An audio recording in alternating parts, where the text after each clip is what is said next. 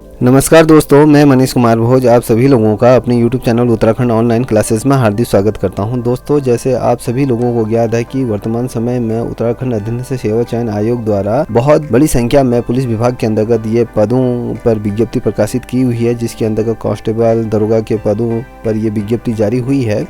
जिसके अंतर्गत आज की एक सूचना अधीनस्थ सेवा चयन आयोग द्वारा एक नोटिफिकेशन जारी हुआ है, जिसके अंतर्गत ये कहा गया है कि बहुत से अभ्यर्थी ऐसे हैं जो फॉर्म फिलअप करते समय गलत सूचनाएं उनमें फिलअप कर रहे हैं। जब उनकी स्क्रूटनी हो रही है तो वहाँ पर ऐसी चीज़ें उभर के सम्मुख से आ रही हैं। आइए जानते हैं वो पूरा प्रकरण क्या है। देखिए दोस्तों, आज जो पत्र जारी हुआ है वो उस पत्र का पत्रांक संख्या 1532/2022। अगर मैं दिनांक की बात करूँ तो आज 12 जनवरी 2022 को ये लेटर जारी हुआ है। अगर मैं बात करूँ ये जो संवाद है 196 के अंतर्गत, ये संवाद के अंतर्गत ये लेटर जारी हुई है। अब इस लेटर का जो विषय है उस पर हम गौर करते हैं। पुलिस आरक्षित कांस्टेबल के पदों पर ऊपरी आयु सीमा से अधिक के अभ्यर्थियों द्वारा होमगार्ड सेवा का गलत विकल्प चयन करने व झूठी सूचना देने के संबंध में ये पत्र जारी किया गया है। आइए दोस्तों, क्या है ये पूरा प्रकरण हम समझते हैं। देखिए, आप सभी लोगों से अधीनस्थ चयन आयोग द्वारा ये अपील की गई है, अवगत कराना है कि उत्तराखंड अधीनस्थ सेवा चयन आयोग द्वारा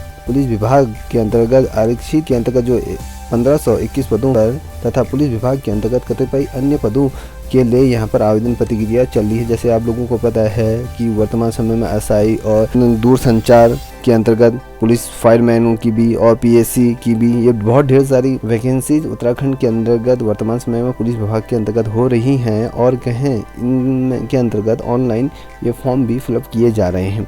तो दोस्तों, इसके अंतर्गत बहुत से अभ्यर्थी ऐसे हैं जो ऊपरी आयु सीमा से अधिक के ऐसे अभ्यर्थी हैं जो होमगार्ड सेवा का गलत विकल्प चयन कर रहे हैं और चयन करने के बाद आवेदन में झूठी सूचनाएं वो अंकित कर रहे हैं। देखिए, इसके अंतर्गत जो अधीनस्थ चयन आयोग द्वारा कहा गया है कि इन पदों पर होमगार्ड के जवानों को 3 वर्ष की नियमित सेवा पूर्ण करने के बाद उक्त पदों पर आवेदन करने हेतु अधिकतम आयु सीमा 5 वर्ष की छूट प्रदान की गई थी। इन पदों को जो भर रहा है होमगार्ड के जवानों को इसके अंतर्गत 3 वर्ष की नियमित सेवा के उपरांत 5 वर्ष का क्या है इसमें छूट का प्रावधान दिया गया है।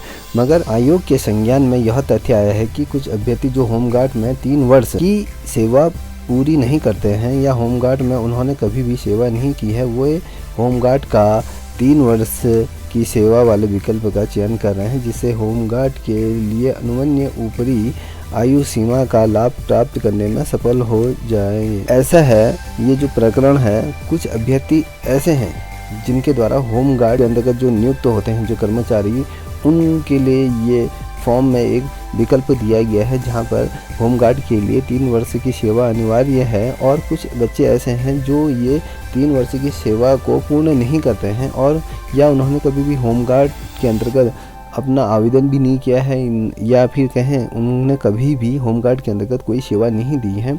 वो अभ्यर्थी भी होमगार्ड का जो 3 वर्ष की सेवा का जो विकल्प है इसके अंतर्गत क्या कर रहे हैं, वो चयनित कर रहे हैं, जिससे कि वो होमगार्ड के लिए जो अनुमन्य ऊपरी जो आयु सीमा है तो उसका लाभ प्राप्त करने में कहीं ना कहीं वो अभ्यर्थी सफल हो जाएंगे। क्योंकि ऐसा है कि इसमें जो आयु सीमा दी गई है अभी वर्तमान समय में, तो उस आयु सीमा में वो छूट पाना चाहते हैं तो वो छूट का जो रास्ता अपना रहे हैं, तो वो होमगार्ड के पदों की जो सूचनाएं जहाँ पर सही तरीके से फिलअप करनी थी वो फिलअप ना करते हुए वहाँ पर गलत सूचनाएं फिलअप कर रहे हैं। तो इससे यह स्पष्ट करना है कि चयन प्रक्रिया में स्क्रूटनी के दौरान या किसी भी चरण में अभिलेख सत्यापन के दौरान यदि यह पाया जाता है कि किसी अभ्यर्थी ने जानबूझकर ऐसा किया है तो उसको तत्काल उसका जो फॉर्म है उसको निरस्त कर दिया जाएगा। साथ ही जो आयोग की जो परीक्षाएं होंगी जो विगत वर्षों में, तो उन परीक्षाओं में भी उससे बैठने से वंचित कर दिया जाएगा। और प्रकार की जो झूठी आवेदन में जो सूचनाएं अंकित कर रहे हैं, तो अधीनस्थ चयन आयोग द्वारा ये कहा गया है कि ऐसी सूचनाओं से आप लोग बचें, इस प्रकार की सूचनाएं ना दें, जो सत्य है वही चीज़ आप अपने फॉर्म में दें। ये सारा कुछ इसके अंतर्गत कहा गया है। दोस्तों, मैं आप लोगों से अपील करना चाहूँगा, जितने भी व्यूअर्स इसे देख रहे हैं, तो आप लोग अपने जो फॉर्म है उसको सही सूचनाएँ उसके अंतर्गत फिलअप करें और जो चीज़ है वो चीज़ ही अंकित करें।